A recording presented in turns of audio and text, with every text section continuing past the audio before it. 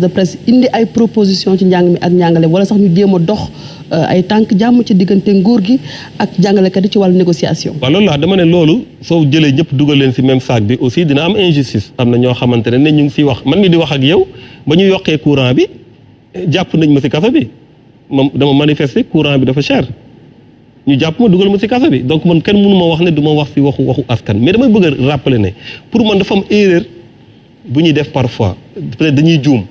mbirum la question électorale ce n'est pas seulement la question des politiques c'est au premier chef la question des populations parce que xamul li tax. mais Thierno dama lay dagg parce que le problème mooy li ngeen di xëccoo su ngeen demee ba toog askan wi leen faloon ñooy retourné ne ñoom gis ñu seen bopp ci ñu fal benn exemple Assemblée nationale. ah loolu d'accord naa mais dama ñëw rek ci question électorale maanaam su ñu waxee fichier bi doxul élection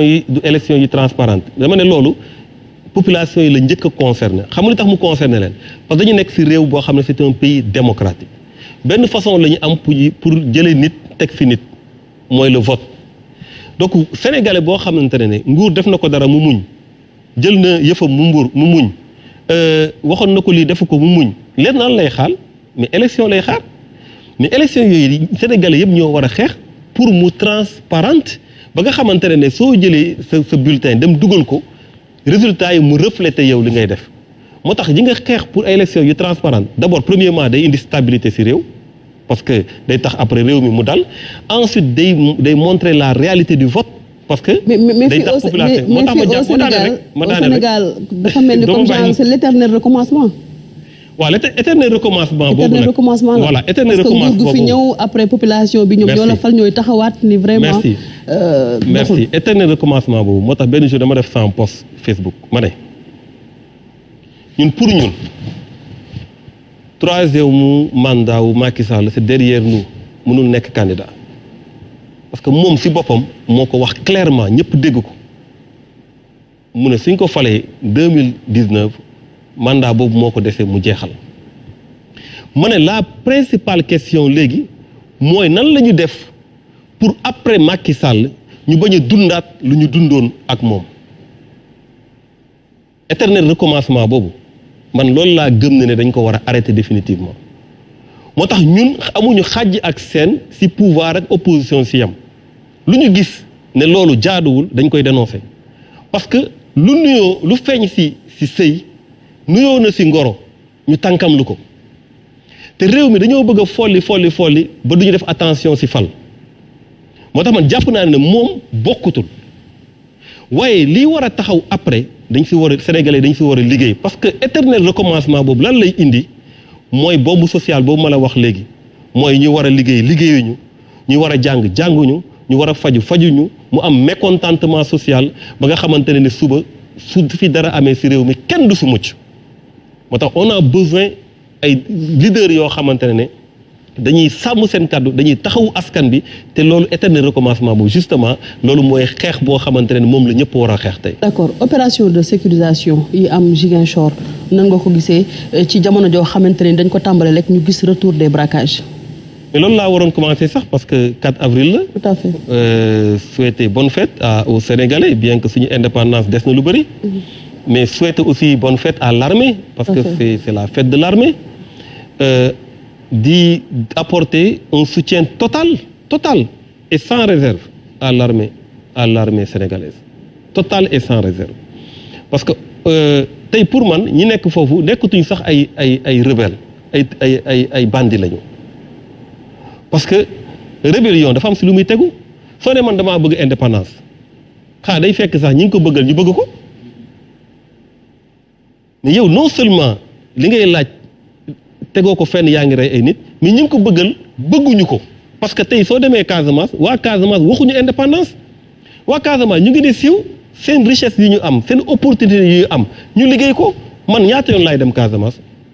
ba may def sama tournée agricole bi rek dem naa Casamance dama ne Casamance c'est du gâchis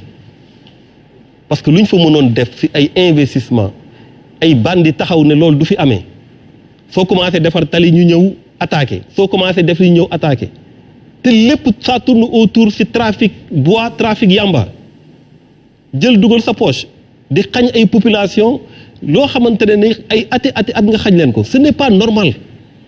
moo tax dañu nekk totalement en phase avec les forces armées foofu seen taxawaay parce que pour man ñooñu di lu ñuy def ils le font contre la population de la Casamance. dégg nañu temps yi repassé journaliste Cheikh Yérim Seck wax ni la solution aujourd'hui c'est militaire am ñu jàpp seen gémmiñ am ñu jàpp itam ni négociation 30 ans dafa doy lan mooy solution bi aujourd'hui. non ñaar yëpp la pour man nit mënoo nekk ci guerre parce que guerre ak jongante bu mu mënti doon ci table lay mujjee. donc pour man mënoo nekk di exclure totalement ne dooruma waxtaan et puis am na ñoo xamante peut-être ragal moo tax ñu dugg ci mbir mi parce que li fa am mooy lan mooy parfois su dee am nga fa njaboot nga xam ne am na nooy def wala am na noo ci dul participer mun nañ topp sa njaboot wala ñu attaquer leen parfois dañ ciy dugg fekk yow sax yaa gën a malheureux population yi donc il faut que ñu ibbi fenêtre bi nga xam ne ku bëgg a ñëw dellu ci waat ñu def ce qu'on appelle réinsertion mën la fexe ba nga bokkaat ci société bi bokkaat ci population bi dañ la ko war a yaatal dañ la ko war a permettre par contre koo xamante ne yow da nga jàpp ne léegi yow côté boobu da nga ko def fu ñuy jaayee yamba da nga ko war a def trafic de bois da nga ko war a def benn zone de non loi parce que yow yaay teg sa loi heure bu la neexee nga dem braquer ñooñu dañu war a jàkkaarloo ak ñoom c'est aussi simple que ça pour man il faut les deux il faut négocier ku bëgg a waxtaan ci jàmm ñu waxtaan ak moom jàmm soo bëggee ñu mën la réinsérer état dafa war a def les conditions pour ñu réintégrer la maintenant ñoo xamante ne dañu jël option wu militaire je pense que il faut que armée bi mu jël. maintenant coupure daggum bant garab yi dafa nekk une préoccupation sérieuse Ali El Haïdar def na ci enquête sànni ay drone biir Ziguinchor ñu gis ay série foofu gis ni ñuy daggee bant bi di ko yóbbu Gambie ñu gis itam ab gendarme yoo xam ne ni dañu bind. ni ci trafic de bois boobu noonu du ñenn ñi rek ñu ko tudd mais am na ci ay responsable de l'armée yoo xam ne dañ leen di tudd tey nan la ñu war a xeexee ba bois bi nga xamante ne nii dafa nekk Ziguinchor sénégalais yi du ma wax sax ñi dëkk Ziguinchor mais sénégalais yi mën ci jariñu. xam nga loolu mooy déforestation c'est-à-dire que loolu tey fu àdduna bi toll ak changement climatique bi kenn waratul nangu sax ñuy dagg benn garab. du point de vue environnemental waratuñu sax nangu ñuy dagg benn même garabu parce que loolu laay wax tout le temps ma ne ñun suñu dëkk yi yaa ko di bâti fer ak ciment rek